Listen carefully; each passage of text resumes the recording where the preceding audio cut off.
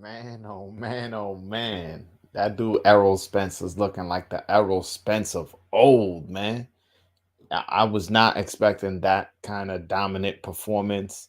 I picked Yordenis Ugas to win based on the fact that, I wasn't sure if Errol Spence was going to be able to make that weight comfortably. I also wasn't sure um, you know, how that long layoff would affect Errol Spence, as well as, the eye surgery. There was just a lot of variables that could go wrong, which is why I picked your Dennis Ugas. But I said, if you guaranteeing me Errol Spence is fully healthy, I'm picking Errol Spence. But even with that, even if I knew Errol Spence was healthy, I'll be honest with you, I would not have picked him by stoppage. I'll be honest. Nope.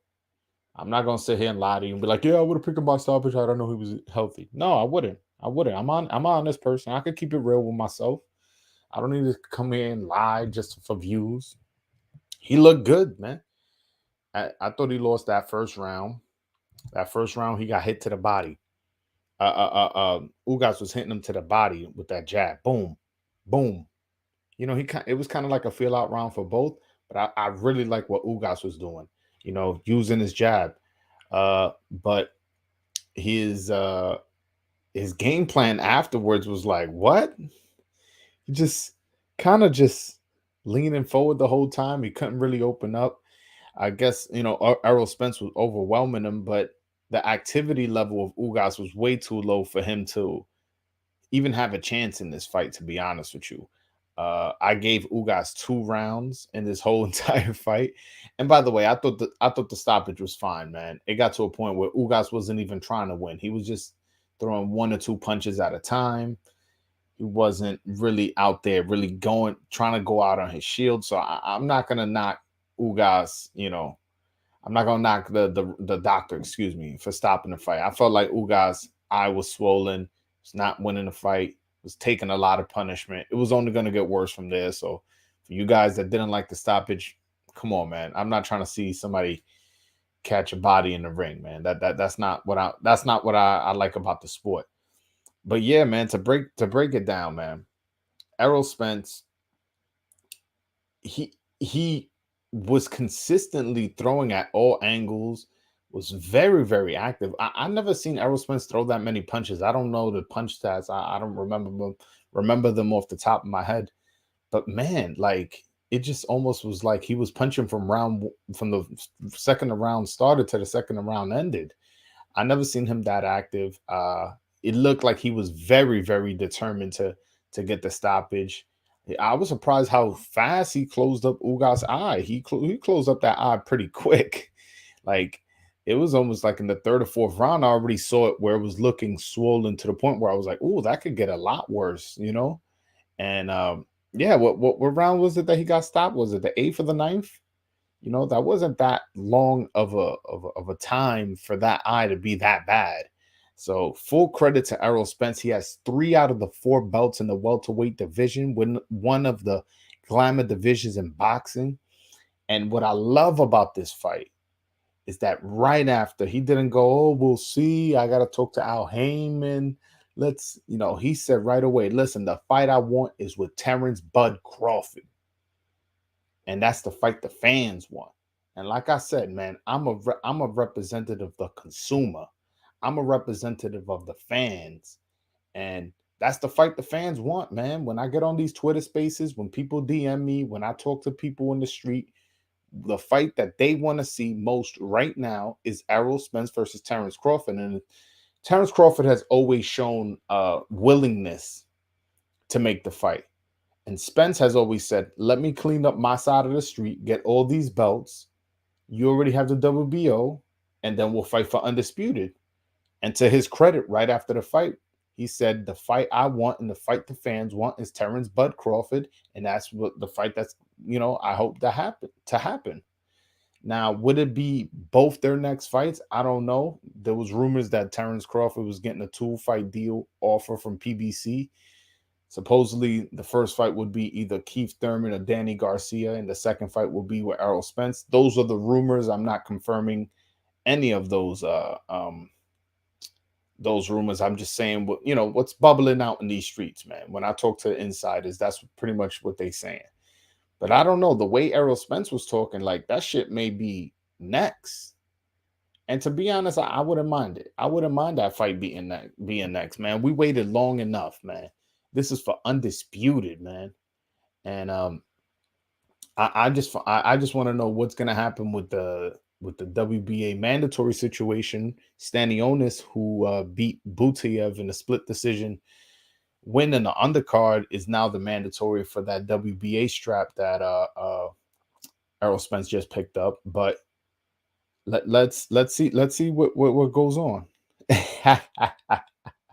My man Stringer, I ain't forget you had Ugas pulling the upset. Yeah, man, I definitely did. I definitely did. I'm here to eat my crow. I'm not ducking and dodging any smoke. I'll put up the link in a little bit. I just want to cook for a little bit before I start talking to y'all. But yeah, no, I gotta admit, I picked Ugas to win. But again, I did say in my video, if you guarantee me Ugas is 100% healthy, I'm picking Errol Spence. And I also said in that video, you want to prove to me you're healthy? Go get that knockout. You know what Errol Spence did? He went and got that knockout. He looked like the Errol Spence of old. So I gotta give respect to Errol Spence. And if I was wrong, I was wrong. I absolutely. I was. I was. Ugas is a dog, and we didn't know what version of Spence we were gonna get.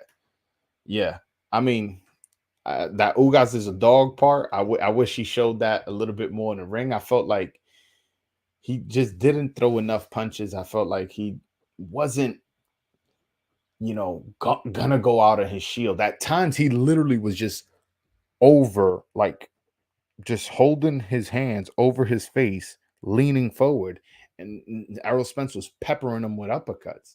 So I don't know if he's a dog, but he definitely, you know, had a chance before the fight. That's the way I saw it. I also felt like he didn't use his jab as much as he should. I know him for being a good jabber, and he also didn't use his feet not nearly enough. He would just stay on the inside. If some guy's trying to make the fight on the inside, why don't you use your feet? Back up, move forward, move to the side, move to that side. He didn't do none of that. He just kind of stood in the middle, stood in the pocket, and Errol Spence just fucking teed off on him. So I listen.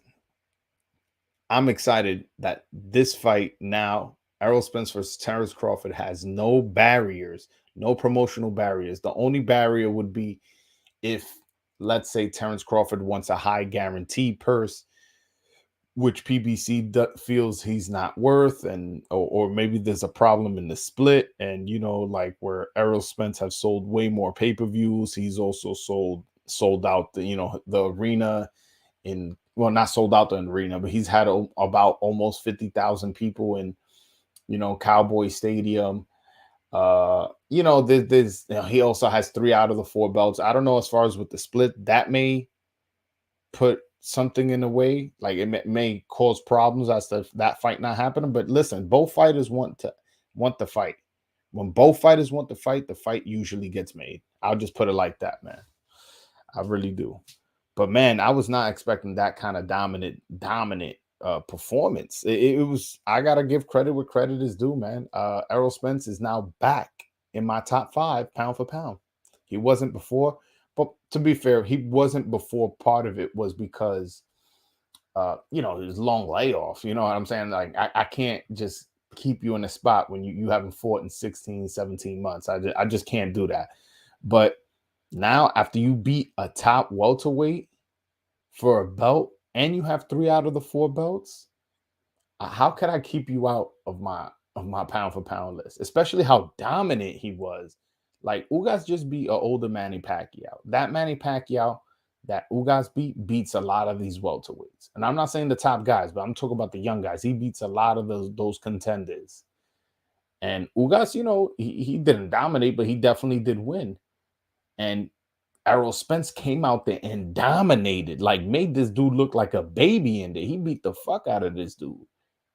Closed his eye, man. Y'all saw that pork chop on his face? Like, yo, my man was looking crazy. So Shout out to Errol Spence, man, for making believers out of non-believers, I'm including myself in that because I did not think he was gonna come out and perform in that way. I thought he was having trouble with the weight. I thought that that car accident still took something out of him, and I thought that eye surgery, say whatever you want, is still part of your eyes are part of your brain and it got damaged. You get what I'm saying? So I just looked at it like that. But yeah, man. Yo, by the way, that Francis, listen, and you guys who follow my channel, you guys know I've been complaining about that Francisco Vargas Rayo Valenzuela fight. And I know some of you guys are gonna be like, oh my God, this guy Broadway Joel's a genius. He knew that was a mismatch. No, I'm not a fucking genius. I just have eyes and I watch all the fights. That's the only difference between me and you, probably. I've seen Francisco Vargas' career. I'm one of the biggest Francisco Vargas fans out there. Why do you think I was so offended that that fight was on a major pay-per-view against one of the top prospects at 135 coming up? So when he got knocked out in the first round, you think I was surprised? You think I was like, oh my God? No, I knew that shit was gonna happen. And to be honest, the Texas Commission should be ashamed of themselves for sanctioning that fight. The Gamboa fight, that was a mismatch. But honestly, the reason why I wasn't so appalled at that fight was because Gamboa is like a fucking cockroach. You just can't get rid of him. Like you could hurt him. He holds, he does this, he knows how to survive. And yeah, he did get stopped, but you did see that there were a lot of times where you thought he was gonna get stopped earlier in the fight, and he just kept, making his way to go further in the fight. He probably went further in that fight than you thought. So that's how I saw those two fights in the undercard. That Cody Crowley, Josecito Lopez fight. I thought Cody Crowley needs to work on protecting his body, man. I felt like this dude, Josecito, was ripping that body. And yeah, he ended up taking the L. This guy Josecito Lopez has been a pro for a very long time. I believe the telecast said he's close to 20 years. So he's definitely a journeyman, but he put in a good performance for himself considering where he's at in his career. But yeah, my man Gijo, puro sin aloha. Rayo is coming. I mean, hey man, listen, I'm not necessarily low or high on Rayo. I just need to see more. You know what I'm saying? I need to see him against somebody with a fucking pulse. Francisco Vargas, again, I love Francisco Vargas, but how could you compare? How can I make an assessment when you fighting a guy who shot and you knocked out in the first round? I want you want to show something to me? Put him in against Javier Fortuna. Put him against Isaac Cruz, who was on the same card as him. Put him in against Ryan Garcia, who just fought to go. Beat one of those guys. Beat Michelle Rivera. Beat who else is that one? William Zepeda. You want to prove something to me? Fight those guys, Rayo. Don't fight Francisco Vargas. Watch fucking PBC put him in with Miguel Berchelt next. But anyways, Errol Spence, man, dominant performance. I want to say like I'm proud of him, to be honest with you. I really do, because I was not expecting that. Even if in the back of my mind I thought he could win, because he was the favorite, and I knew he was the favorite for a reason. I was not expecting that kind of dominant performance. I thought that if he won, it would be a close decision where maybe it was a little controversial. Maybe he did deserve the decision, but it was close. I was not expecting him to just blow out and blast out Ugas and get the stoppage. I did not expect that. I'll be honest with you. I'll be 100% honest with you. But yeah, man. What was your guys' reaction? Talk to me in the chat. Let me see. I've been talking a lot. I haven't been seeing what y'all been writing. Let me see. Let's see. Great co-main event. I don't know what co-main event you was watching, bro. I really don't. Nah, but Ugas had no inside game. That was his downfall. Yeah, I don't know if his conditioning was a problem, but it just looked like he couldn't get off. Like, again, there was times he literally was with his gloves up, just leaning forward in perfect position for an uppercut and was getting hit with 4 or 5 uppercuts, right hooks. And, he wasn't darting out. He wasn't using his jab to keep him off of him. He wasn't, counter punching at times. Like, I don't know what the fuck was his game plan, to be honest with you. Like, what were you trying to do to Spence to prevent him from fucking you up? I don't know. Keeping your hands up the whole time and leaning forward, that's like one of the rookie mistakes. Now, if you were running around and he just caught you and he just kept catching you, then I could get it. You were like, yo, my game plan was to box, but I couldn't do it. The guy dominated me. But that wasn't the case. I don't know. I ain't like Ugas game plan performance, but again, he may have gotten old overnight, or who knows, maybe Errol Spence was a lot faster than we thought. I don't know. But point is, him staying in the middle with his hands up, leaning forward, which is in perfect position for an uppercut, by the way.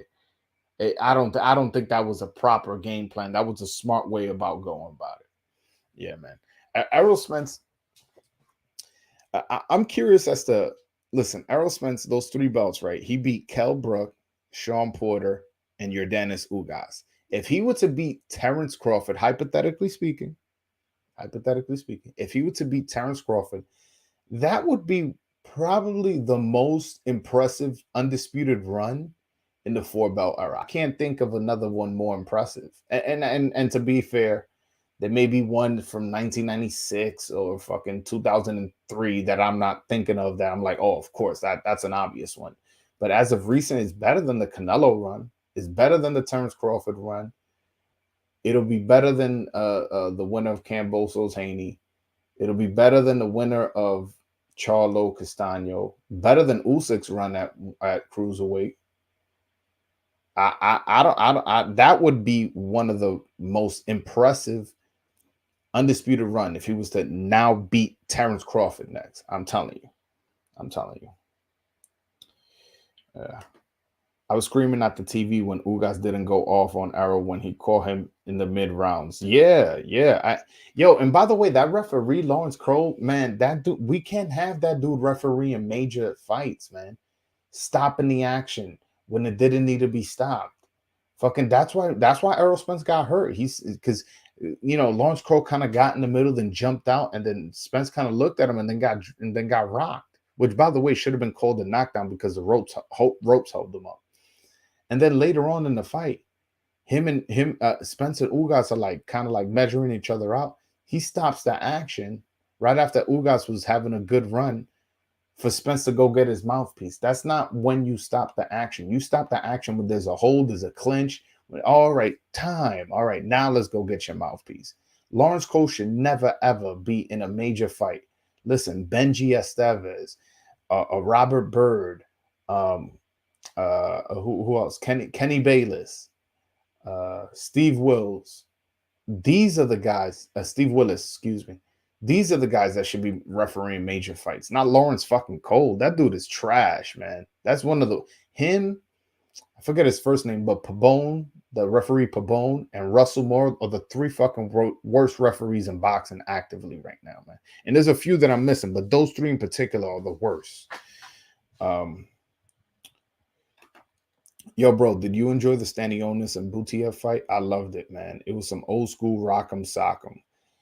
Yeah, that was an entertaining fight. I came away really impressed with Stanionis. Stanionis was super sharp with his jab and super crisp with his punches just in general. I felt like he landed the much cleaner punches. He was getting tagged a lot to the body, and his face was breaking up. But I felt like he dominated the fight. And yes, it was an entertaining fight, but I felt like it was one-sided. I didn't score the fight, but just off seeing it, I probably might have scored it 9-3 for Stanionis, maybe 8-4. But yeah, I did see the fight. I did find it entertaining. And I do think that Stanionis is somebody that I'm not saying he's going to be the next big thing, but, let's keep an eye on him. That was a very good performance. Butiev just stopped Jamal James, and Jamal James is a really, really big welterweight. So yeah, Stanionis, I did see the fight. It was a good fight. Yeah. What do you know about Benavidez and Charlo's team getting into it? From what I heard, this is what I heard. I'm not confirming. This is what I heard is that Charlo told Benavidez, "Why don't you stay off coke and start making weight, you fat bitch?" That's what I heard. I don't know if that's true, but supposedly David Benavidez took offense to that, obviously, and went to go, and then shit got really hectic. But again, I don't know if that's true. I don't know if that's true. So don't be like, bro always said that. No, bro always said he heard that, and I don't know, and I just heard that off somebody off Twitter. You know what I'm saying? Not no reputable source that I got. But what I don't like is, listen to this for you Canelo haters watching this, and and Box Talk 101, you on this chat. People get mad when Canelo says, "Yo, why don't Andrade and Charlo and Benavidez and Plant, why they don't fight each other?" People get mad. Oh no, why that's stupid? Why say that? This is that. But Charlo on the pay-per-view goes, "Tell Benavidez to go better, get a belt if he wants to fight me. Get a belt and then I'll fight him." So it's okay for Charlo to say it, but not fucking Canelo. Get the fuck out of here, man. Like, yeah, that's some bullshit. Yo, people be like making these, double standards and contradicting themselves at all times just because they hate Canelo. It's crazy. It's almost embarrassing, to be honest with you. Motherfuckers be looking stupid on the internet.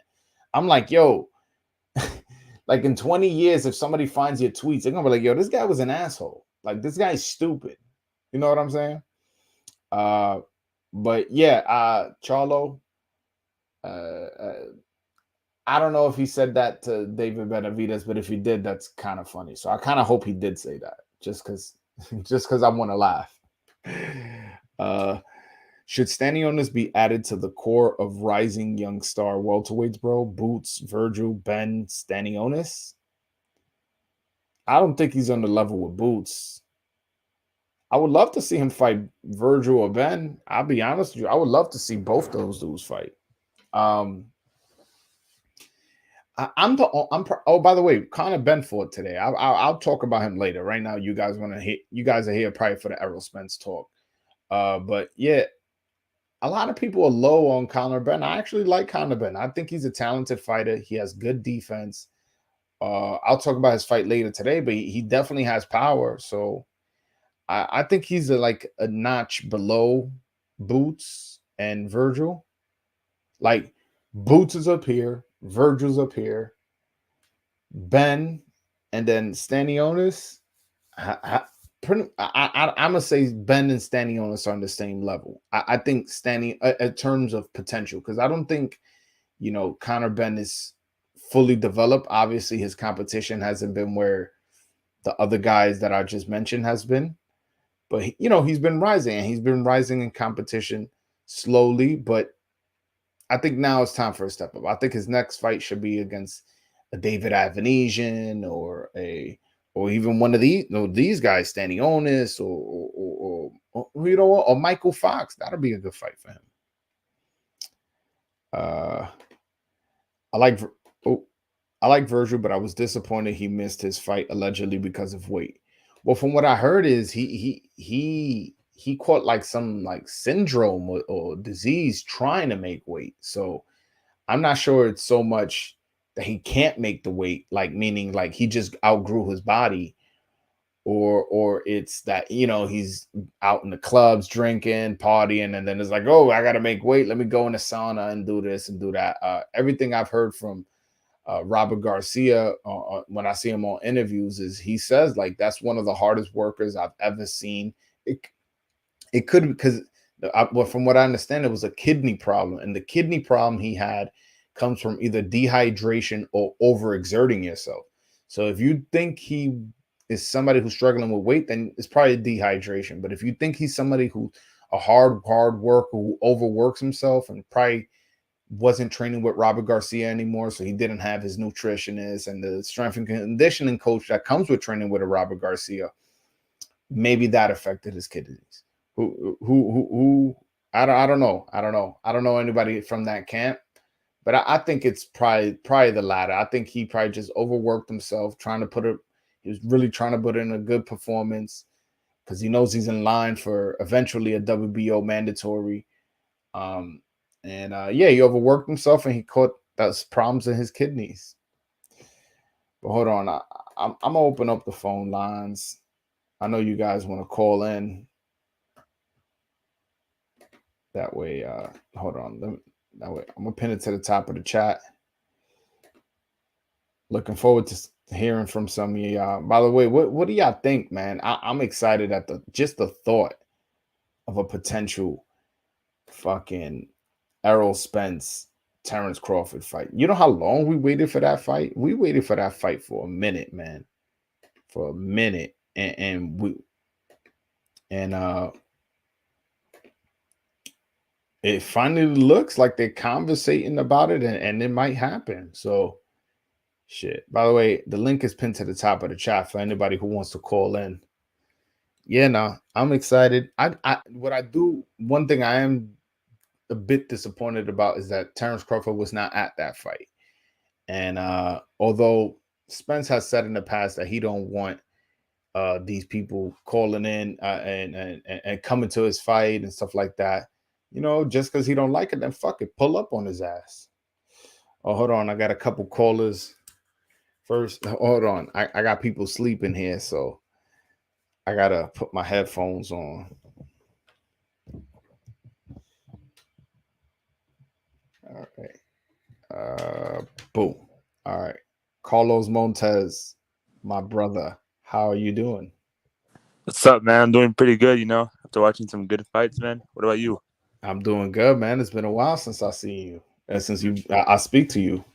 Nah, man, for real, there's a lot going on, in my life, school and work. So, but hey, I still try to catch on to, your live streams and all that. So, you know, for No, sure, no. I had to talk to you after this, big fight. I wasn't Yeah, gonna miss it. So, for sure. I appreciate that, man. What you think of the main event? Bro, honestly, man, that was just that was probably Spence. Besides maybe the Kell Brook fight and the Mikey Garcia fight, that was probably his best performance, man. I mean, he fucked that boy up. I'll be honest. That's probably that fight, and the his best win is between that fight and Porter. And the reason I say that is not only was it a three belt unification, it also was a big fight where some people were doubting him, including me. And by some people, I'm including myself in that. And Yeah, Gijo, I see you. Matter of fact, let me add all of y'all. Oh no, hold on one second. Gijo, it says you got to connect your mic and camera before I can add you. But yeah, get go ahead, Carlos. yeah, bro. What's it called? Yeah, I saw your video where you picked Ugas, and I was like, I mean, yeah, could happen. I mean, I'll be honest. Like, I picked Spence to win by decision, but I was not writing off the fact that Ugas can pull off the upset because, like you said, like Spence, he just hasn't been the same since his car accident, that eye surgery. So even I was like, I'm picking Spence, but like barely. I'm giving it like a 50%, 55% that he wins. But bro, after that, man, I'm like, that was like a 70, 75% chance of him winning because he put on a fucking masterclass, man. Bro, like he looked sharp. He looked sharp. But Yeah, one thing I want to see if you caught it too.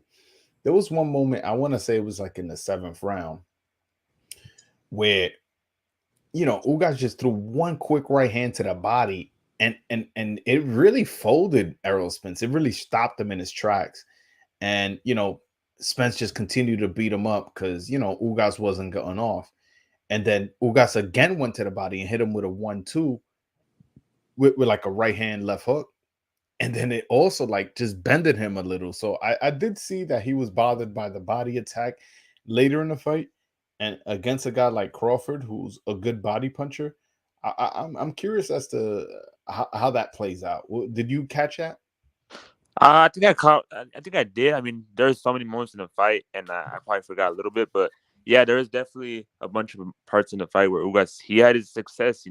Apart from that one part where obviously, you had an issue with, and I'm not gonna lie. I mean, not as much for me because I wanted Spence to win, but it kind of did bother me a little bit. Where obviously in the sixth round, like what happened with the mouth guard situation. Hmm. Yeah, what's it called? We'll get onto that, but as you were saying with that body shot, yeah, I did see you guys land a couple good shots on Spence, that about it. But at the end of the day, it's also a fight. Ugas is, he's a fucking dog, so of course he's also gonna have some success. But yeah, I also want to talk about that part in the sixth round, man, where I didn't honestly. It happened so fast. I thought Ugas just straight up rocked him, and I was like, "Oh Yeah, shit!" I'll be honest. I didn't see him drop. I didn't see the mouthpiece fall out. I Me didn't neither. see it. I just saw Lawrence Cole kind of like say something, kind of like interject, but then come out, and then Spence kind of like look at him like what happened, and then boom, and then he just got.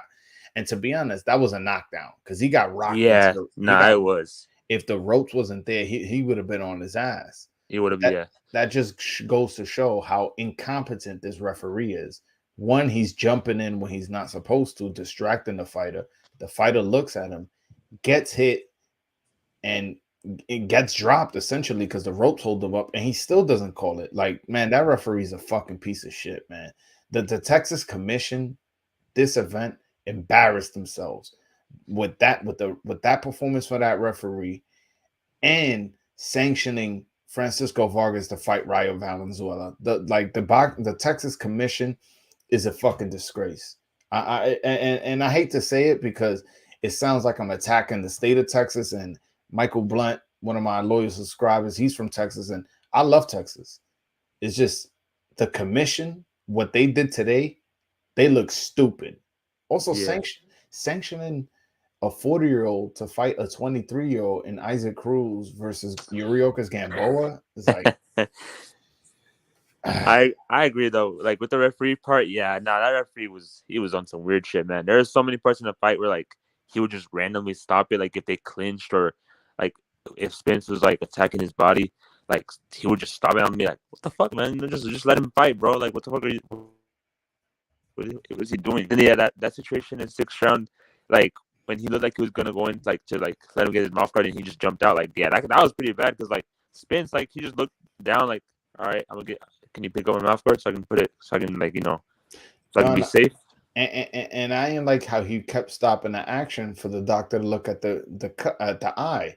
You fucking idiot! You know when the doctor looks at the eye between rounds, like this dude. Exactly. It's like this dude. This was his first refereeing fight. That's almost kind of like how it looked.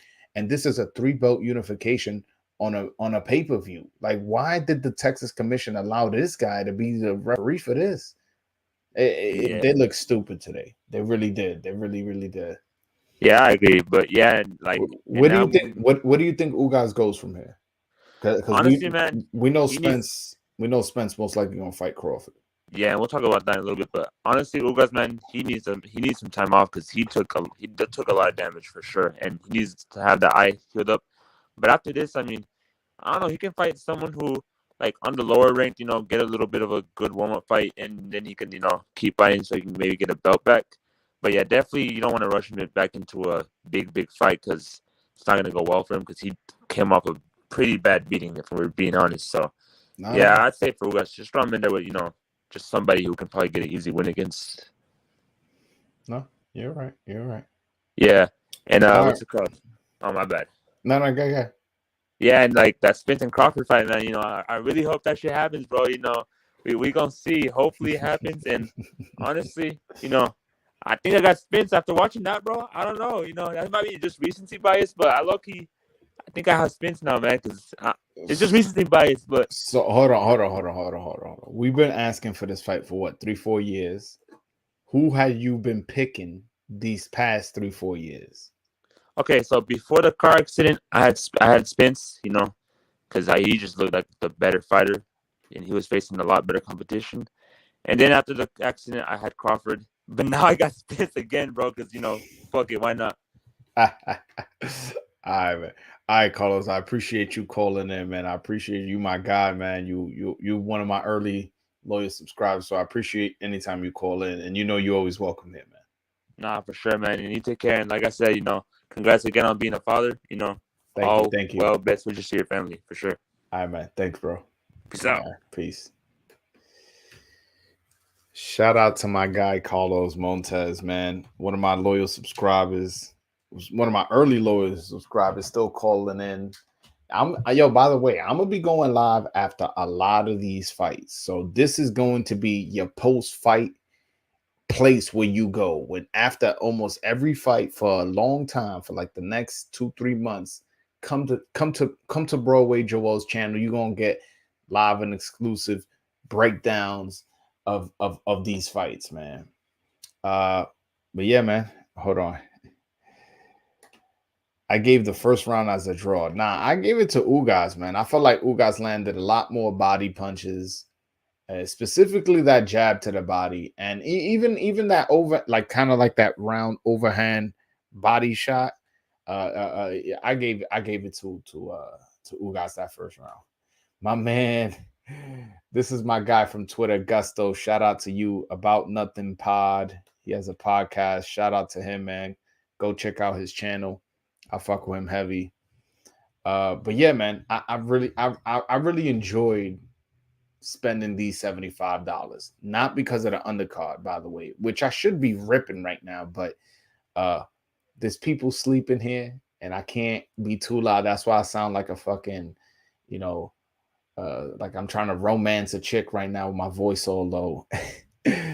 But yeah, that the main event I found very entertaining because it was something I was totally not expecting. Again, I was expecting Ugas to win a decision or get robbed, but I knew Spence is a good fighter, and I knew there was a possibility that he's healthy, and I knew that Spence could win, but I didn't know I didn't know he was gonna do that. I was not expecting that. What's next for Ugas? Besides a long vacation, I think honestly, I think he takes like a one soft touch and then back at it. He's not the he's an older guy. What is he, 34, 35? He can't afford to, you know, take 3, 4, 5 tune-ups and work his way up to a title shot. He can't. He needs to take on maybe one tune-up first, a long layoff, a tune-up fight, and then boom, right back at it with a top contender. I'm not saying a title shot because you need to earn it, but right back at it with a title contender. Yeah, let's say he fights. I'm trying like a Adrian Granados right next. That's what I would do. I would have him fight Adrian Granados in 8 months, right? Or even longer, 9, 10 months. Who knows? The guy got beat up pretty bad. So whatever his layoff is, I'm okay with. Fight Adrian Granados, who's a decent journeyman, and then after that, fight a David Avanesian, fight a Virgil Ortiz, a Boots Ennis, or one of these guys, because he's not young. He's not young. And I know you guys saying, like, damn, you want to throw him in with those guys? Maybe with the exception of David Avanesian. But you want to throw him in with Boots, you want to throw him in with Virgil, you want to throw him in with Connor Ben. And it's like, yeah, man. That clock is ticking, man. There's only a certain amount of time where you can start making this big money. You can start fighting for titles. And it's well before 35. And I believe that's his age. And yeah, I don't. That's the route I would go with Ugas' career if I was his manager. Adrian Granados, and then either Boots or Virgil after that. You know, card stack with guys who should hang it up for health reasons, bro. Again, that Francisco. If you guys watch my podcast, man, you guys know that I was furious that Francisco Vargas still has gloves on, man. That, like, listen, if I'm the commissioner in any state and his name comes across my desk, I'm just ripping it up. I'm like, yo, don't even disrespect my intelligence by fucking putting an undefeated fighter who's 20 something years old, who's a puncher, against Francisco Vargas, a guy who's been in wars. Listen, if you a hardcore boxing fan, you have seen Francisco Vargas bleed out of every orifice in his fucking face. You get what I'm saying? You've seen this dude take some real punches. You've seen him. He won fight of the year 2 years in a row. Yo, that fight with Orlando Salido. Oh my god. The fights with Burchell, the fight with Takashi Miura. Bro, these were fantastic fights, wars. And we all seen that took a lot out of them. So putting them in the ring with one of those with one of these young guys coming up was a disgrace and a black eyes in boxing, to be honest with you. Yo, Augusto says Cuban 35. Yo, you crazy for that one. You crazy. Yeah, man. That Francisco Vargas fight was sad, man. It was, man. It was. What a fight. Yeah. I wouldn't say what a fight, strap season. I wouldn't say what a fight. What I would say is what a performance. What a performance by Errol Spence. And good for him, man. Good for him. He had guys like me doubting him. And to be honest, can you fucking blame me? Can you blame me for doubting you? Or are you doing everything in your power to make me confident in your skills, make me confident in your recovery? He wasn't before that. Look, man, getting your eye surgery, getting surgery in your eye, looking weight drained at the Pacquiao press conference, me knowing that you've been through an accident. You know what I'm saying? How could I be confident in your that you were gonna perform like that? And he just put in the best performance he could. Uh, Lost 2 rounds tops in a dominant performance where he closed the guy's eye and got the stoppage. There's nothing more you can ask for. Uh, I do wish he would have got the stoppage, meaning like dropped him and hurt him and knocked him out that way, just for highlight reel purposes, as well as, drum up some more interest um, amongst, casual fans, where it's like, whoa, did you see that guy? He just put the other fighter to sleep. Who's he going to fight next? What? Terrence Crawford? Who's this guy, Terrence Crawford? What? Terrence Crawford's on a 10 knockout streak? Oh my God, I have to see that fight. So I do wish he would have got the stoppage that way, but nonetheless, man, he got the stoppage. It was an impressive performance, and I want to say that he definitely made me a believer. Put it like that. Made me a believer. I don't know. To be honest, people asking me who I think, Crawford or Spence. I don't know who wins. I really don't. I need to see this fight again. I need to see. I need to see Terrence Crawford last 4 or 5 fights. I need to rewatch it. I need it because one day I pick Spence. One day I pick Crawford. One day I pick Spence. One day I pick Crawford. It's an interesting matchup. Yeah, I like this fight. I like this fight a lot, to be honest with you. Ugas looked much bigger than Spence, but Spence dominated. I don't think he looked that much bigger. I thought they look pretty much. I think they look like they were in the same weight class. But Spence just uses angles and just activity. Honestly, it really what really won him the fight was his activity. I felt like he was way more active than Yordenis Ugas. He was, and again, Ugas also was kind of playing into his game plan, just standing there, just hands over over the his gloves, leaning forward. I'm like, what the fuck shit was that? Like, I don't know. I don't know what was that, but it was a great performance. It really was, man. Yo, anybody want to call in, man? That link is pinned to the top of the chat. Y'all could just call in and we could have a conversation. I'm with all the smoke in case y'all want to call me out for making the wrong pick. And if y'all just want to have a boxing conversation, I'm also cool with that as well. Yo, by the way, Max Sage, shout out to you, man. I know you in the UK. That shit is late, or I guess in your case, early as fuck out there. But this is what I like about boxing, when you don't have a clear-cut winner. When you don't have a clear-cut. Oh, you talk about the Spence Crawford fight. Yeah. Absolutely. That's a fight that, listen, if you came on my show right now and called in and said, listen, I got Crawford winning, I'm not going to argue with you. If you called in and said you had Spence winning, I'm not going to argue with you. Both are legit picks. Both are picks where they're educated guesses, and you could come here and break down the fight better than most analysts. And another guy can do the same thing for the opposite guy you picking. And it's a good fight. It's going to be a competitive fight. I'm looking forward to it. And I just want that. I just want that pen signed on the dotted line. That's what I want. I want, once that happens, I'm gonna be very, very excited. Very excited. Uh, Spence's skill set is very underrated. His volume punches kind of made Ugas stuck and confused to some degree. Yeah, I'm not so sure. Well, I guess I don't want to discredit Errol Spence, but something was off with Ugas. I don't know. I don't know. Like leaning forward with your hands up, just and not throwing any kind of punches. I want to know what happened with Ugas. I really do. I really, really do. Like, but yeah, no, I never underrated Spence's skill set. Like again, I picked Ugas, but it wasn't because I doubted Errol Spence's skills. Errol Spence is a good fighter, man, and he's always been a good fighter. And to be honest, before the accident, I was very, very confident that Spence would beat Crawford. Then after the accident, I was like, oh, I don't know. But maybe it's time for me to stop doubting. Maybe it is. I don't know. I gotta rewatch 3, 4 fights from Spence, 3, 4 fights from Crawford, and make a proper prediction, man.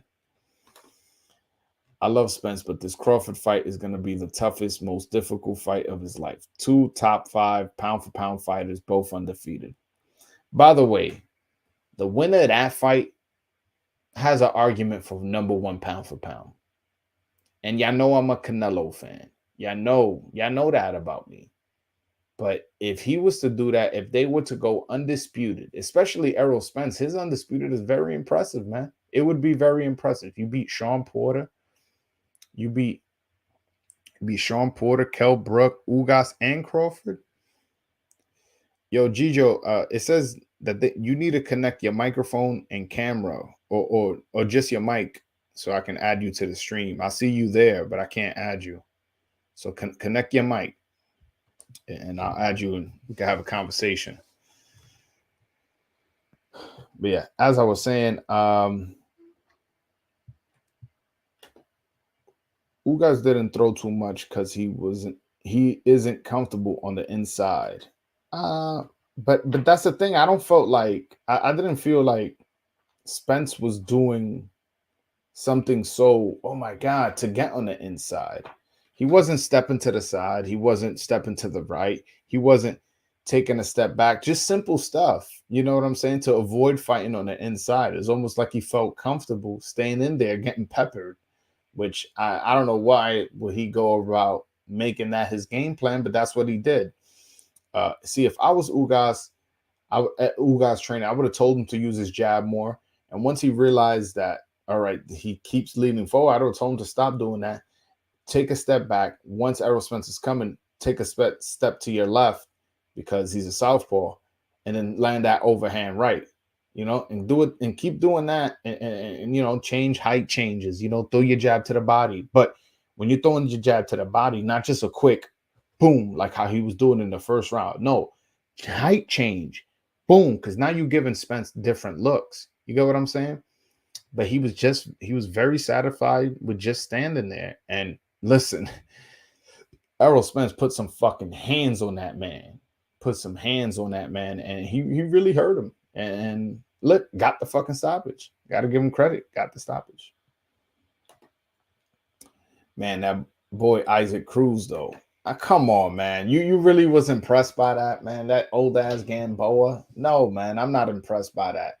Gamboa is fucking naturally what he pro debut at 126, and yeah, he got the stoppage, but Gamboa is one of the chinniest motherfuckers on earth, and he probably could have continued to fight. I was okay with the stoppage, but he could have continued that fight. And don't get me wrong, I still think Cruz would have got the stoppage, but I wasn't that impressed by Isaac Cruz, and I feel like Ryan Garcia sleeps him. Ryan Valenzuela, Rayo, I got to see more of Rayo before I start talking about. I don't think Williams Zepeda. I think Williams Zepeda beats Cruz. I think Lomachenko beats Cruz. I think Tank beats Cruz. Shit, I even think Devin Haney beats Cruz. Like I don't know, man. Yo, Gijo, I don't know what's up with your phone, man. It says they will need to connect their mic or camera before you can add them to the stream. So I'm assuming it's asking you permission to use your microphone. and you're saying no. So before you just quickly say no, look at it and click yes or turn your mic on, and then I can have you on. You've called in before. I remember you called in and you asked Michelle Rivera a question. I don't know what's up with your phone, or maybe it's because you in Mexico. I remember you told me you was in Mexico. Maybe that may have something to do with it. Not too sure. I mean, I have had people call from different countries. I have people call from Australia and all types of places. So try to figure that out. Yo, man, Sage, call in, man. I know you in the UK. Call in, man. It's nice and early over there. What was 8 in the morning? What, 5 in the morning out there?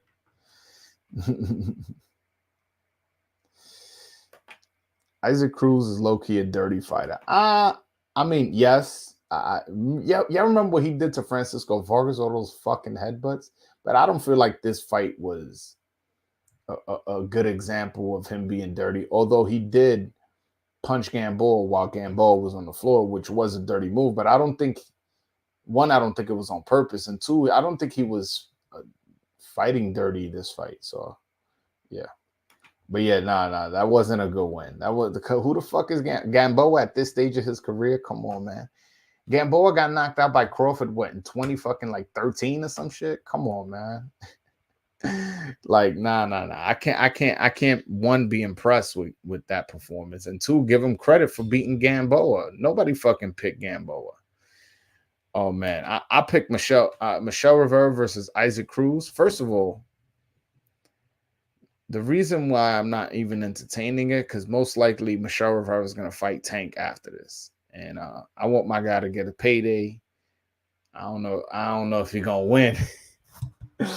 Listen, man, I'm Dominican, but I ain't pick. I don't know if I'm gonna pick him against Tank. I'm not crazy now, but yeah, I think most likely that's the fight that's gonna happen next, or maybe even a rematch with Isaac Cruz. Hold on, in the chat, right? How would y'all feel if, let's say, Tank knocks out Rolly, and his next fight after that, he fights a rematch with Isaac Cruz, because that was a close fight. Because I scored that 7-5 in favor of Tank. 7-5 is pretty close. That's one round away from being a draw. So, yeah, I mean, I'll be interested to see if that fight happens. By the way, I'm already getting comments on how I predicted wrong. Oh shit, I got a caller. Mass Sage, what's up, my brother? What's up, bro? Just calling it from, the UK. 7 a.m. right now. 7 a.m. Shout out to you, man, for fucking with my channel this early in the morning. I got a question for you. Do you wake Yep. up in the morning to watch the fight, or do you just run through and break night and watch the fights? I run through because there were NBA games, so I had to stay up. I was watching some playoff games, and I like worked out a little bit, to keep me awake, and then I just tuned into the fight. And you had the Conor Ben fight earlier in the evening. So, matter of fact, since you're from the UK, tell me what you break down the Conor Ben fight. What you think of it? I didn't watch that fight. The only thing I watched, no, I didn't watch the Conor Ben fight. The only fights I watched were the Cole main event and the main event, because there was basketball going on like during that time. I personally like basketball more than boxing because. Oh, that's interesting. Usually UK, like it's either what you guys call football and boxing, right? Those are the two major sports in your country. Yeah, football is the major sports, but I used to like football. I don't really like football anymore. Yeah, I can't watch that shit. I'll be honest with you. I watch American football, but I can't watch. The only time I watch football is World Cup. That's the only time, because World Cup is definitely like everybody definitely watches the World Cup. Like that's just it's called the World Cup for a reason now. Yeah. But what's up, man? Talk to me. What you think about the Errol Spence performance tonight? Man, that was just Errol Spence is my guy, man. Because I box. I started like boxing a couple of months ago, and I fight as a southpaw, so I'm just really biased towards southpaws.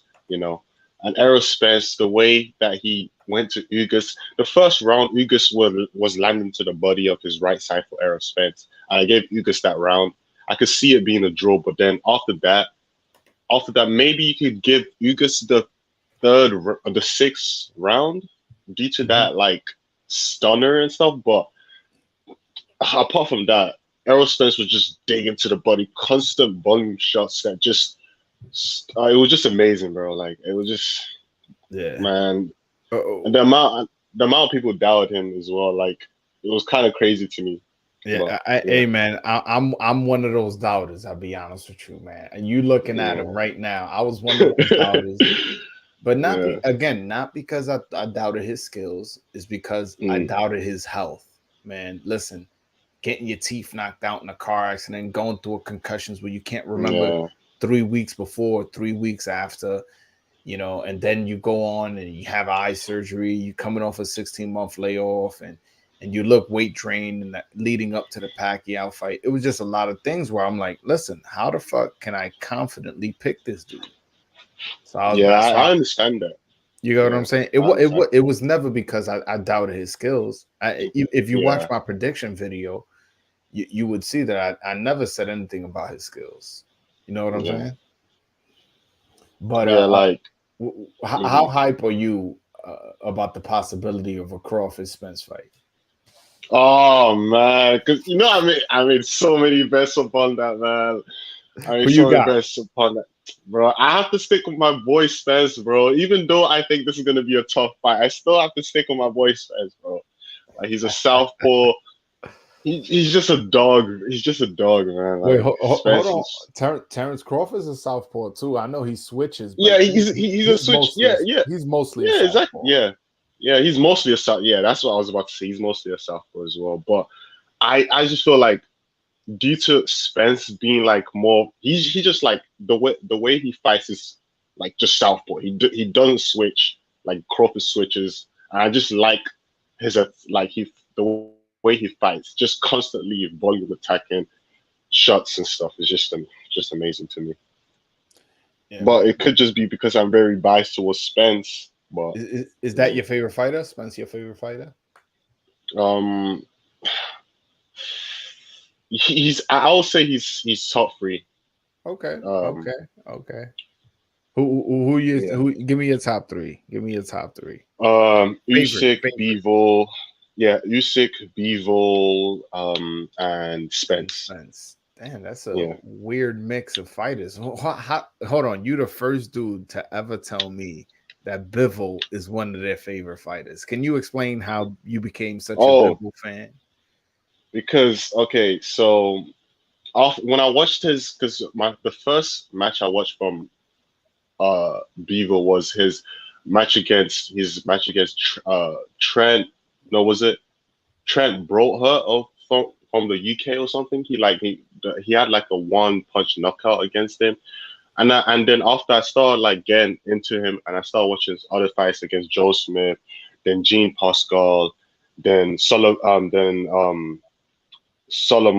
then Barrera, then I just started like liking the guy because the way he moves his defense and stuff, you know, he's just the Podolian footstep, if you know what that is. Just like he does have very good footwork and he has a very good jab as well. So I definitely do see what you're saying. Yeah, it's just amazing. Like Bivol, and he has a good chin. Like I'll never forget when he got hit in the 10th round by Joe Smith.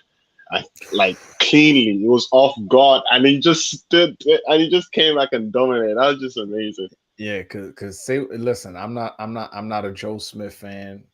I don't fuck with Joe Smith at all. But one thing I'll never say is that he don't punch. So when Bivol took some of those shots, that was very impressive. It was impressive. That's why I don't get when people say Canelo will knock him out. I don't see.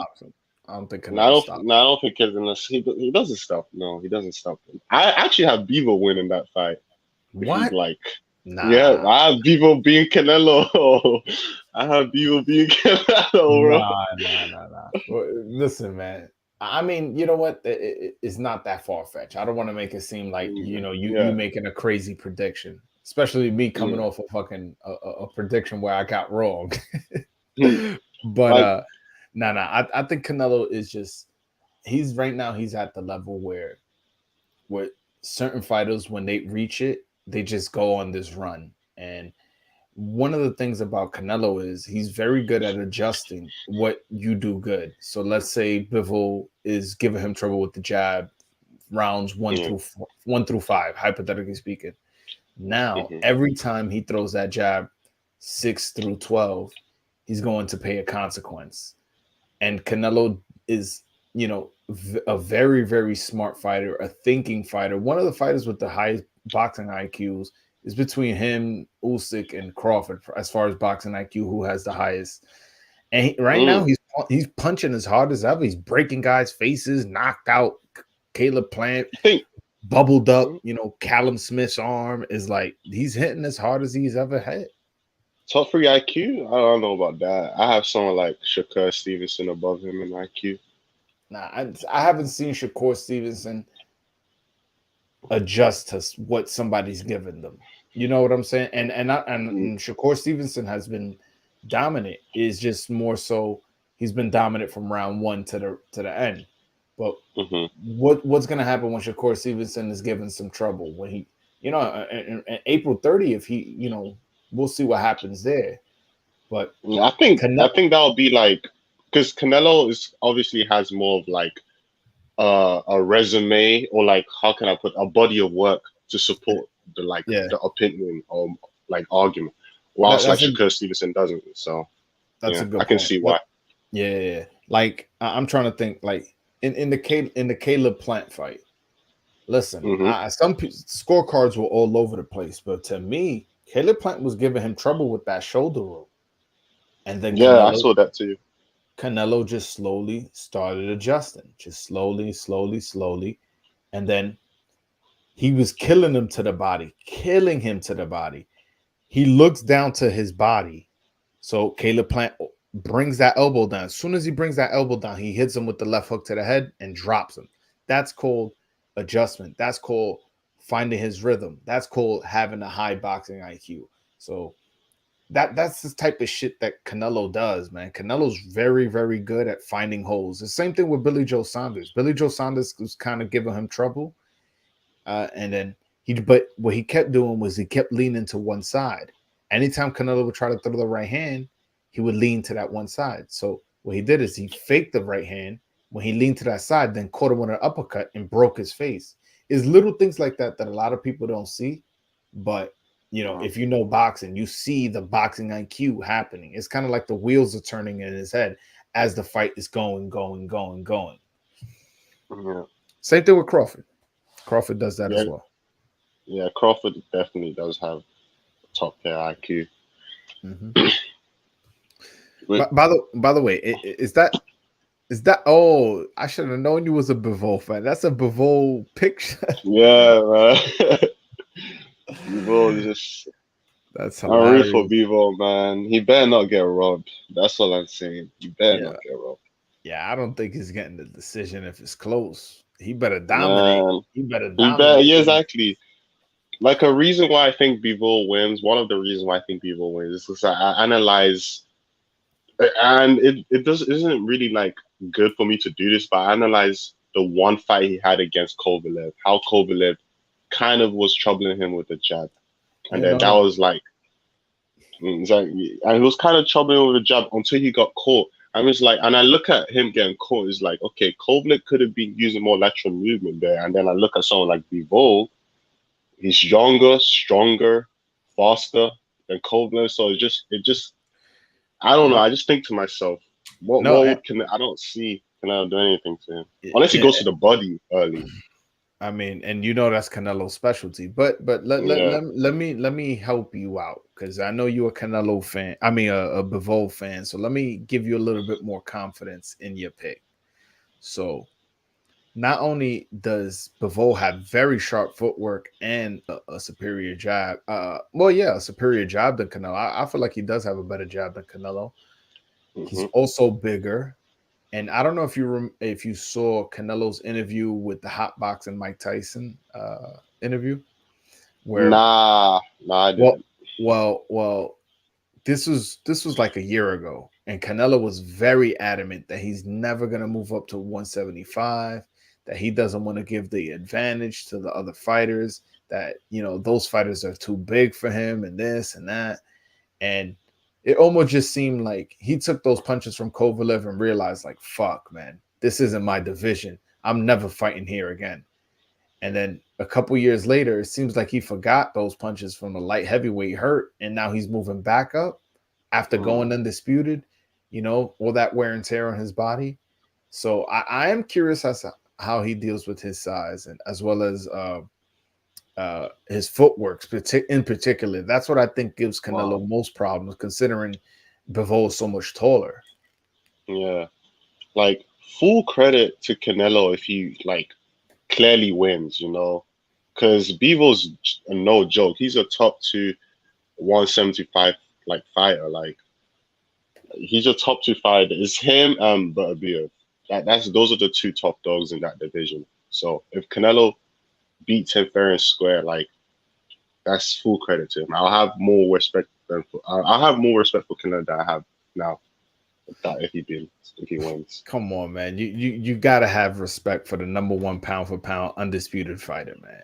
Come on, man. Don't do that. Don't do that. No, I have respect for Canelo. I'm just saying I'll have way more respect if he does that. Hey, I'm not those type of guys that say, "Oh, Canelo, he's cherry picking all these Eastern European fighters." I actually think that what he did is like on this like pound for pound number 1 type stuff. So listen, I would love to see him. I would love to see him get a knockout of Bivol, because that would make a statement across. That would make a statement across boxing. Like, listen, not only did I knock out a couple dudes for undisputed at 168, I moved up to 175 and knocked out probably the number 2 light heavyweight. Know what I'm saying? Exactly. Yep. That's wow. If Canelo knocks out Bivol, bro, like wow. I would be shocked. Hold on. Let me address something that got mentioned in the chat. Somebody said, respect the Clen. 2 times caught cheating. So first of all, he wasn't caught cheating twice. His A and B samples both came out positive. So that's really he just getting caught once. And 2, he's from a country in Mexico that has this problem with the meat. And some people want to believe it, some people don't. And that's fine. He hasn't got caught since, man. And you know what I'm saying? A lot of people give Canelo a hard time for the whole Clenbuterol type stuff. Like a lot of people stretch it to some degree. I listen to the arguments in comments and sections. Some people like the argument you bring up. Sometimes I see someone bring that up, and I had no response apart from like trolling back. Like when you gave that argument, people just be responding to it with trolling. I don't really see any counter arguments towards that. To be honest, I don't think I see when people bring that argument up. It's that they're not being unreasonable. I can't control somebody if they believe what Canelo is saying or not. I can't control that. And also, there's some people who don't care. I'll be honest. One of my guys from Twitter, I don't know if you know him, Lefty. He says he doesn't give a fuck when motherfuckers test positive. That's what he told me. And there's some people like that. There's some people who care, and there's some people who believe when boxers say that the meat and stuff like that. So, listen, he got caught, then rematched Triple G with random blood in your intestine. Exactly. Exactly. So I don't know why people are like, but then obviously it's just different amount of people, like mostly haters and stuff. Like, I'm not even the biggest Canelo fan, so. But I get it. So somebody in the chat is asking, what is clenbuterol used for? Bikers use it to not gas out, right? Sugar Shane got busted too. Well, from what I understand is clenbuterol is for losing weight, to cut weight. Yeah, I don't think it's to not gas out, but you know, a lot of these, I'm not sure if it's a diuretic, but if it is a diuretic, a lot of times diuretics are used to mask something else. But these tests usually can tell if you're using it to mask something else. And I believe that would have been reported. But yeah, Margarito, they got caught cheating. It taints the record. Well, the difference between Margarito, and you could jump in your opinion too, Mass Sage. Yeah, Margarito got caught with hand and wraps. Listen, loaded like, gloves. bro, he got plaster in his hands. Like that's a That's different type of level of cheating. And yeah. I'm somebody that believes that there's levels of cheating. Yep. That's definitely probably Same. the most extreme Because fucking level of like cheating. it, like there's no like conceivable way you could argue or say that, oh yeah, it's a possibility that he accidentally didn't want to do this like cheating thing or whatever. Like Yeah, with drugs, you could say that, oh, the Mexican meat, blah blah, he might have not knew. But the loaded gloves, that's like totally intentional. So it's yeah, just, yeah, you can't absolutely. really you can't really back that up in any conceivable way. Yo, Mass Sage, I got a question, man. How, what are you about to do? Like, you about to go to sleep? What, are you just gonna continue on with your day, or what's going on? Uh, I'm gonna like probably work out again and watch something and then sleep, then wake up, then go to work or the gym. Damn, you're a warrior, bro. Because me, I would have put my ass to sleep at 7 if I broke night till 7, 8 a.m. Yeah. Yo, but Mass Sage, I appreciate the call, man. Definitely call in more often, man. I enjoyed the conversation. So call in more often. Yep. See you. All right, my brother. See you next time, man. Shout out to Matt Sage for the call. Uh, definitely, I had him on longer than I thought I would. I was really enjoying the conversation. Hold on. Is there any chance Canelo fights better, BF? I mean, why wouldn't? Listen, why? Why not? That would be for undisputed if he beats Bivol. So I would be interested in that fight. And Better BF is one of the guys that I give a legit shot. Well, I'm giving Bivol also a legit shot at beating Canelo. But Better BF is somebody who I give a legit shot at beating Canelo.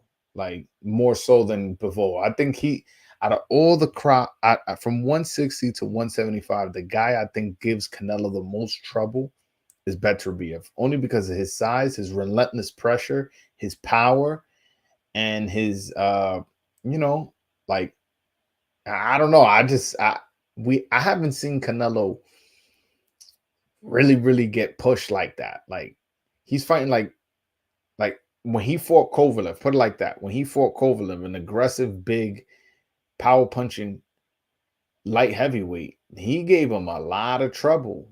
A lot of trouble. So now you telling me he's fighting to fight better BF? And it's gonna be for undisputed, so stakes are gonna be high. He's gonna be extra motivated. Shit, I would love to see that fight. And and to answer your question, I don't see why it wouldn't happen.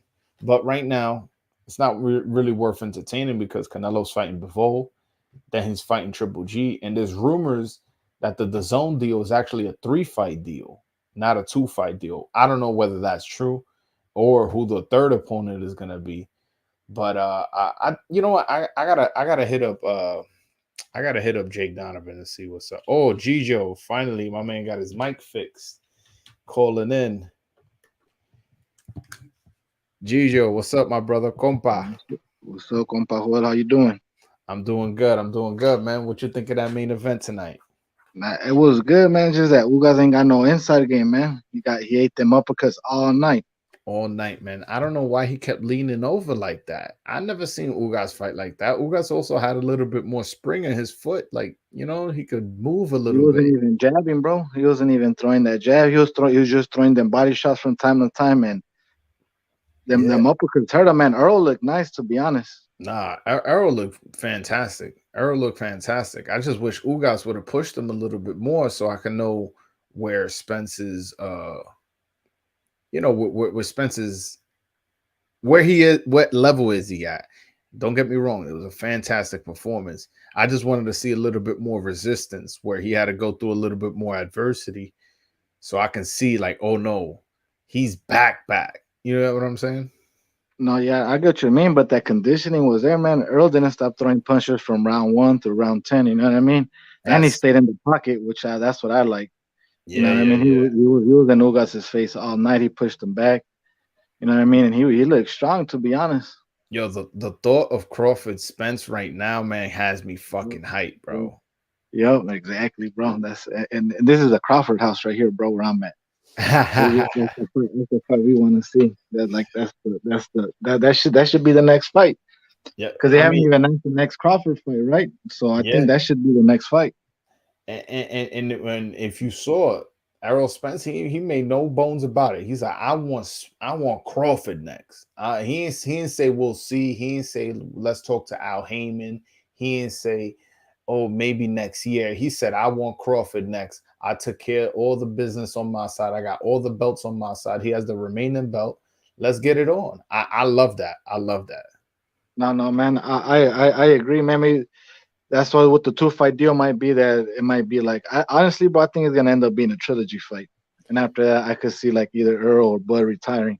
Hold on. If it's a 2 fight deal, and let's say Bud beats Spence, That's you the imagine? rematch. No, but you imagine he moves up and fights the winner Castano Charlo for undisputed again? Man, I'm telling you, man. I've been trying to tell people, man. Bud's that dude, man. But Bud's just as mean as Earl, if not meaner, man. And Bud's got an inside game. If anything, he's got an underrated inside game. First of all, Bud is probably the meanest fighter in boxing right now. Like to me, when he turns it up, I don't know if you saw in the Porter fight, somebody told him he was down against Porter, and he was like, "What? I'm down. I'm down." And he goes out and knocks him out in that next round. Like that to me, that's like like in baseball when a motherfucker hits a home run in the bottom of the knife because he clutch. That's what I felt that moment was for Bud. Once he found out he was down, he goes, "Oh, I'm down. Let me go knock this motherfucker out." Boom, and get No, man. dropped. I mean, but Bud's clutch, man. Like you said, he's got that mean streak, and I like that he comes to fight, man. Because Bud could easily always outpoint somebody, man. But he always tries to go for that knockout. He goes for that statement win. Yeah, to your point, I remember in the Posto fight, that was a boring ass fight. He outboxed the shit out of him. But then in the 12th round, he went and they just started fucking brawling. And then I seen an interview. He goes, "Yo, listen, I could box, I could do all that. I have the skills to do that shit." Because, but it's not as fun. I like fighting. I like, beating a motherfucker up. I'm like, shit, that's the type of motherfucker I like to see. Yeah. I would never stream a Terrence Crawford fight. No, I never have, and I never will. But that's what I want, man. That's what you pay to. This is a hurt business at the end of the day. You know what I mean? Like I know Yeah. it's like the sweet. Everybody's like the sweet science, but man, nobody pays for that sweet science shit, bro. We want to like. I don't mind sweet science, man. But if you're trying to like do something, if you're just like moving and you're not even jabbing or anything, like miss me with that sweet peep shit, man. I want to see motherfuckers like Tyson, Tommy Hearns, Marvin Hagler. You know what I mean? Like I want to see fights. No. Listen, I like boxing. So we're a little different, but I like boxing, but where you're still trying to hurt your opponent. You're not just trying Exactly. to fucking, just outpoint the motherfucker. Because a lot of people give Floyd Mayweather shit, but I always felt like he was trying to hurt his opponent. He always landed that straight right hand. He always landed that super sharp jab or that leaping left hook. He always hurt his opponent and prevented them from just rushing in. Because that's why a lot of people, I'm gonna just rush in on him, but then they get peppered up a little bit and they go, "Oh, hold the fuck up. I can't just do that." So I do like boxing, but obviously, man, who doesn't like a motherfucker knocking motherfuckers out? Who doesn't Yeah, like that? exactly, man. That's we were at the end of the day, bro. I'm bloodthirsty, man. I want to see action, man.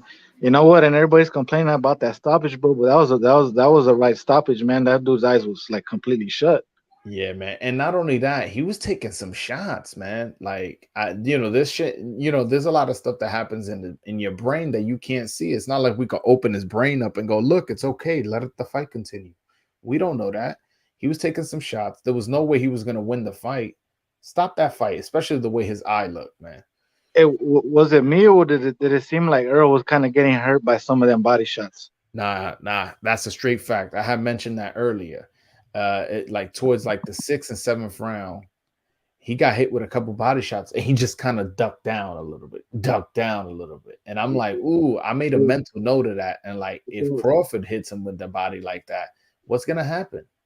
That I seen. I think I want to say it was like the 7th round where like I think Ugas hit him with like an uppercut to like the stomach, like right in the middle, and Mm-hmm. like bro just completely stopped. He stopped and he kind of like ducked down a little bit. And after that, like I'll give him that, man. Spence turned it on. He's like, you know what, fuck that. I'm not giving him no momentum. Like I'm going after him. Yeah, if Ugas had more gas and had more power, and I guess had was more damn, I'm giving this motherfucker a lot of shit, but I feel like he really could have hurt him to the body, but he just didn't have it. Once he hurt him to the body, he really couldn't follow up on it. He was just too tired and too beaten. His eye was closed. It's just like, yeah, I was But okay with the stoppage. no, man, I was too. But you know what? It was kind of somewhat Ugas' fault because he could have thrown more, bro. He could have thrown a lot more punches from round one. You know what I mean? He didn't. I felt like he was trying to get like his timing. You know what I mean? And just get like his distance. But like, bro, this is a big fight, man. You got to come and go get it. You're in his hometown. Yeah, man, you wasn't getting a decision anyway, so you might as well fucking go for broke. Like, I don't know. I don't know what game plan Ismail Salas gave Ugas, but that shit should go in the fucking trash. You should never ever try to do some shit like that ever again, man. Uh, It was I, a I bad game. mean, I was watching the fight on ESPN Knockouts, right? Obviously, and you could hear Salas. You could hear him screaming in the corner, like, "Hey, be more active." He was telling him, "Hey, man, está más activo, tírale más." And but Ugas wasn't listening to the corner because you could hear him between. You could hear like when they're during the fight, during the rounds, that Salas' instructions was to like get more active, throw more, to stop waiting. Yeah, man. I don't know. I don't know what happened. Yo, by Yeah, the way, the word is that Earl's power, bro. Like that, Ugas felt that shit. And he's like, you know what, man? If I open up too much, man, I might. Well, he got TKO'd, but he probably like I'm not about to get knocked out. yeah, man. Yeah. Nah, I see what you're saying. Yo, did you see this? Can you see me? Can you see me in your Yeah, screen? I can see you. Yeah, I see All right. Tyson in the back.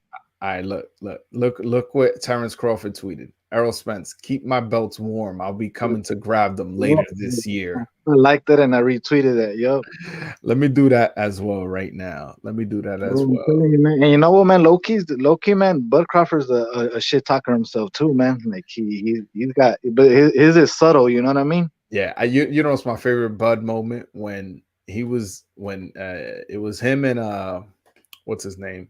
He was at a Jose Benavidez fight, and Jose Benavidez came up to him and during the weigh-in, and he just told him nice and calm, not all amped up, not like yeah, motherfucker.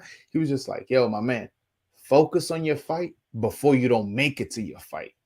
Yo, that shit gave me goosebumps, bro. The way he just looked them in his eye, and you know when you could tell when a motherfucker's serious, like I would fuck you up right here. He Yup. had he had that face. He didn't have that like sometimes motherfuckers be like, I'm not gonna lie, the Charlo brothers, they do a lot of talking and this and that, and I'm like, I don't know if they really about that life. But Terrence Crawford, yo lo veo a él, and I'm like, nah, con ese no. You know what I'm Like, saying? now you could tell, bro, he's that silent killer type, man. I just hope when the fight gets made, they give it the proper promotion that fight deserves, bro. They need fuck 2 weeks of all access. They need like 4 weeks of that. You know what I mean? Hell And yeah. they need to go out to New York. They need to go to LA, Dallas, where they need to go to, but they need to promote that like how they used to do back in the days, those multi press conferences. You know what I mean? Yo, bro, Canelo versus Mayweather had an 11 city tour, bro. Like, yo, like Exactly. people want to fucking the money that Floyd Mayweather got and this and that, but you want the money, you want the pay-per-view numbers. Why don't you fucking put in the legwork like Mayweather did? Mayweather used to go do usually he used to do 5, 6, 7 cities, but for certain big fights, he would do, like again, the Canelo fight, he did 11 cities. Why Yeah. can't why Like, can't they do that shit? that's what I'm saying, man. I'm not telling you no lie, man, Joel, but out here in Mexico, I've seen a lot of like promotions for that Spence Ugas fight. You know what I mean? And a lot of restaurant spots where they're going to be showing the fights and people are going to go eat and drink and watch the fights, bro. So, like, even out here in Mexico, that fight was getting love. And even Bud Crawford gets a lot of love out here and Spence, bro. Like, I've been telling people on Twitter, man, that fight does 7K and guarantee that shit. That fight sells, man. Because that's the fight the whole boxing community wants to watch. I don't know if it does 750 because what's the most Mhm. what's the most Crawford has done? Crawford has done what the most But 200. no, I think he did like 350. I think one time, right? I think he did 350. I wanna say he did 350 once. Now, I see that fight doing 550, 600, like around that range. Well, you're not that far off, man. I say 750, 600, man. A little bit of promotion, a little bit shit talking. You know what I mean? This is a crossover fight at the end of the day. And people Yeah, underestimate, man, but a lot of Mexicans will support that fight with trust because we uh, know it's guaranteed violence, and that's what we want to watch at the nah, end. yeah, that fight ain't going 12. I'm betting that fight, but I'm betting that it goes to knockout. I'm not betting that shit don't go decision. First of all, it's too much bad blood. This shit been brewing for too long, and Bud fights in a way where I can see him knocking Crawford out, I'm Spence out, or getting knocked out because he's so thirsty for blood. I like that fight, man. I like Well, that fight a lot. they want to say it's not a grudge match, but the way I see it is a grudge match, man. We got to see who's the best welterweight of this era, pretty much. Yeah, man, and I'm glad that they both gonna fight undefeated. I was scared that wasn't gonna happen. I was scared that one of them was gonna take a loss, and it was gonna take the luster off the fight, and it's kind of like, oh, if he would have fought him 2 years ago, this it would have went this way. But I'm glad they both undefeated, and it's gonna be for undisputed. So that, and when you fight for undisputed, that adds to a buzz to the fight. Without a doubt. I think Bud's WBO and Ring Magazine, right? No, no, no. Nobody got the Ring magazine. The winner of it, if they fight, the winner of that fight will have the Ring magazine and all the belts. What's funny, man, and everybody wants to talk all this shit, man, but De La Hoya somehow, some way, he's involved in that shit with that Ring Magazine belt. Yeah, he owns Ring magazine. Yo, but listen to this. Listen to this. We got Haney Cambosos for undisputed. Josh Taylor, he's already undisputed at 140. Uh, Crawford versus Spence is allegedly, about to happen. I don't know 100%, but that's going to be for undisputed. 154 Castano Charlo, that's already about to be for undisputed. 168 is already undisputed. Yep. Oh, Yo, yeah. Facts. fucking like we doing a lot of unification. Joe Smith versus Better Beef is a 3-belt unification. That's only 1 belt away from undisputed. Man, and I always say, man, like us boxing fans, we always find a reason to bitch. Joel, always, man. We get the fights, even like because everybody's complaining, the undercard, this is that, but I was entertained, man. And you know what? We're getting a lot of good fights from here until June, man. So it's like back to back to back to back weekends of great fights, man. You're gonna have a lot of work on the YouTube. Yeah, man. Listen, this is what I'm gonna do from now on. I'm gonna go live after every single fight. I don't give a fuck if it's a show box or if it's an undisputed fight. This is my new thing, man. I like this shit, man. Well, man, Because hell yeah, why not, man? Keep up the good work. The hardest Dominican working in boxing right now. that's a straight fact, man. That's a straight fact. But I definitely I got a lot of interviews lined up, not just Dominicans.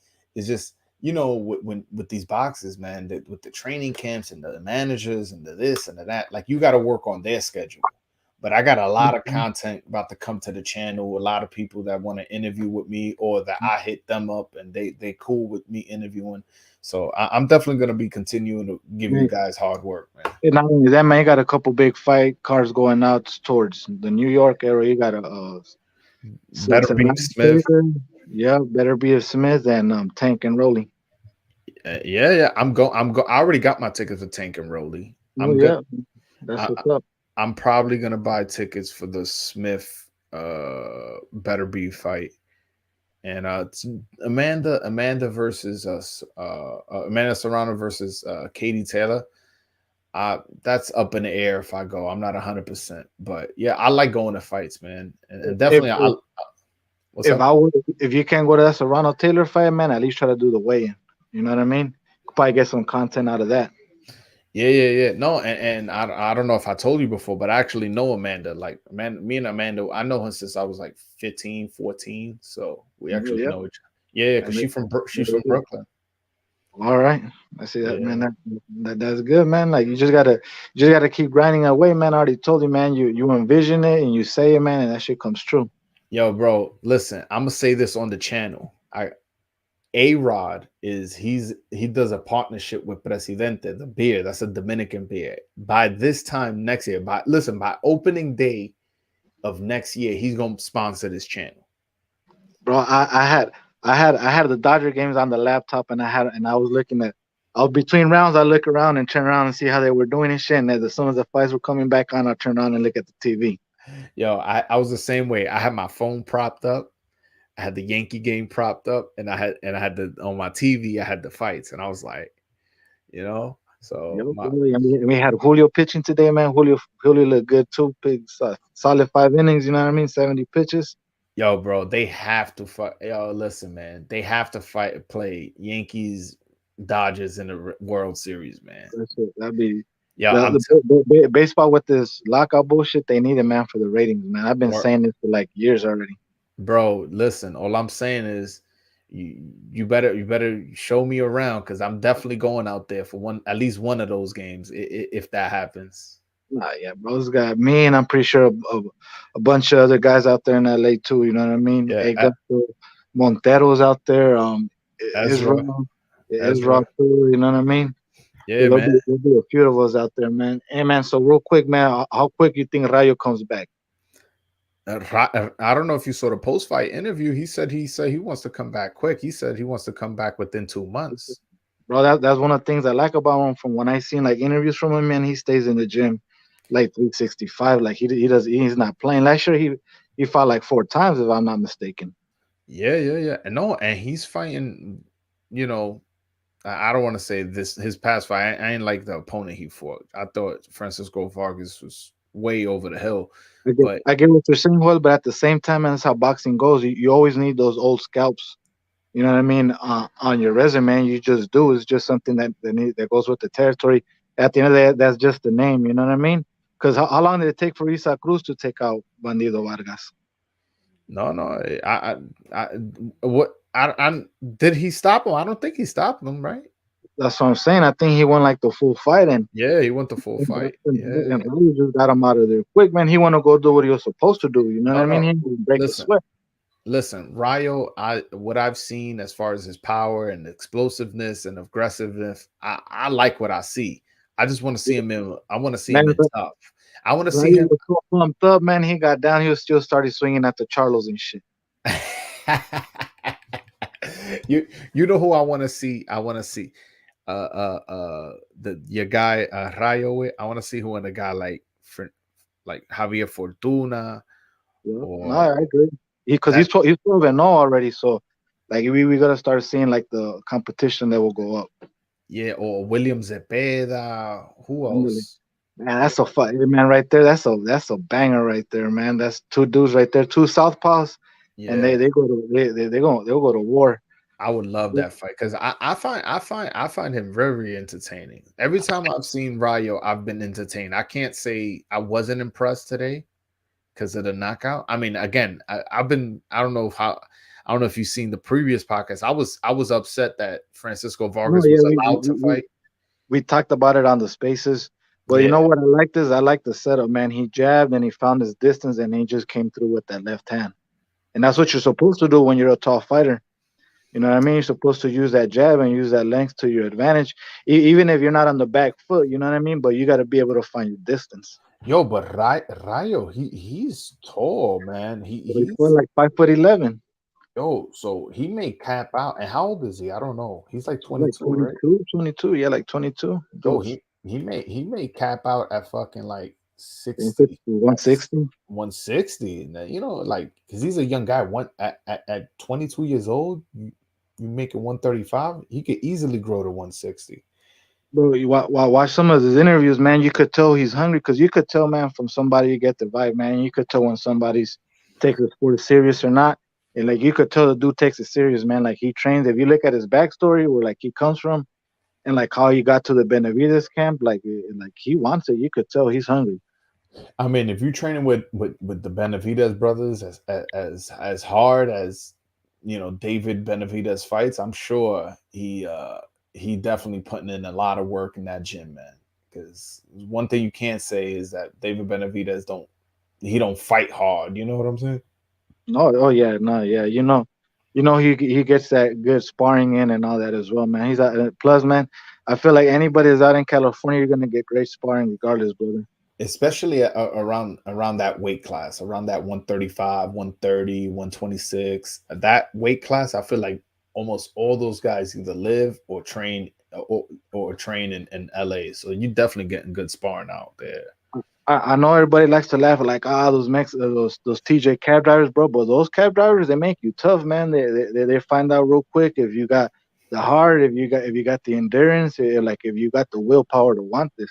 Look, listen, man. If I'm ever in Tijuana, I'm never ever skipping out on a fucking cab because those motherfuckers they come to fight. Whether so, like I've seen a lot of little prospects go to Mexico and get their little ass whooped, by some guy who's 13 and 13. You know what I'm saying? Like, No, yeah, without a doubt, man. And people understand like Tijuana, exactly, but that's like a major fight town. Like everybody's into boxing. My cousin used to box, and he lives out here in TJ. yeah, and Jaime Munguia is from TJ, right? Yeah, yeah, it's from Tijuana. Yeah. Eric Morales is from Tijuana. I was just they got like a little boxing hall of fame, man. And I passed by just the other day, man. I didn't get a chance to get down, but next time I go out there, I'm gonna get down, take some pictures and shit, maybe take some videos and post it on Twitter. Yo, how safe is TJ? It's safe, man, bro. It's spring break out here, man. There's a bunch of tourists out here right now. Yo, bro, I would love to go. If you telling me like that, it's a really, really big boxing town. I would love to go to just a gym, like and chill. Just talk to the motherfuckers. Yeah, The man, real. over there you could tell you got a YouTube channel, man. Slip them a $20 bill, and they'll let you interview dudes. You know, I might even watch some sparring. I would love that. I would love that, man. I definitely would love that. Yeah. Yo, but I'm about to go to sleep. It's late out here in the No, East man. Coast. Do what you got to do, man. Man, I made the time, man. I made the effort. Like, nah, man, I'm gonna get on here. Nah, I I don't know appreciate that. what's up with. I don't know exactly what's going on with my phone, man. But I put that time in and that work and that effort. Nah, man, and yo, bro, you know from Twitter, like I definitely fuck with you heavy, and I love talking with you. So it's 2:35 here in the morning. No, man. Do what you got to do, man. It's all good. but definitely we'll do this again another time, man. Well, not for sure, man. We're gonna have to watch them fights like we said last time. Oh hell yeah! You're Yeah. right. You're right. Everybody watching this right now. Me, Gijo, and a couple other guys from Twitter. We had an idea where we're gonna watch a fight, right? Let's say Triple G versus Canelo, or what's another controversial fight? Whatever. We talked about Castillo, Mayweather. There's a lot. Yeah, man. Jose Luis Castillo versus Mayo. So we're gonna all agree, yo. Today we're gonna watch Jose Luis Castillo versus Floyd Mayweather. After we all watch let's say we agree at a time at 10 p.m.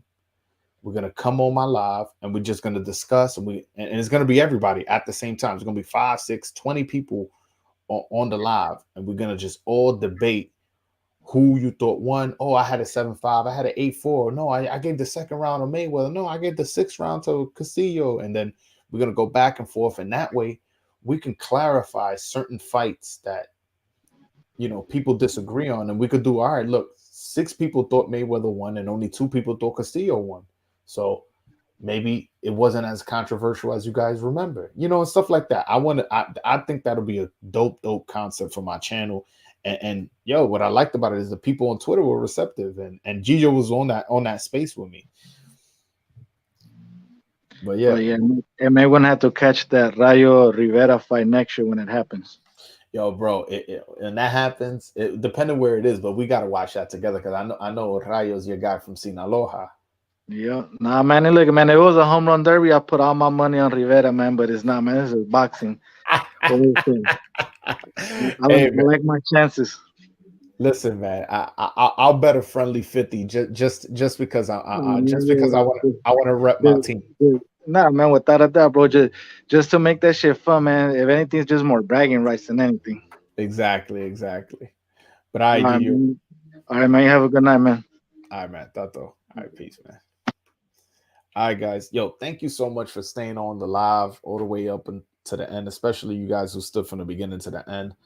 I'm tired as hell. As you guys can probably see, my eyes probably getting lower. It's 2:37 in the morning. I appreciate you guys. I'm gonna be going live more often after give you guys post-fight breakdowns. I had a lot of fun. So shout out to you guys. All right, until next time. Peace.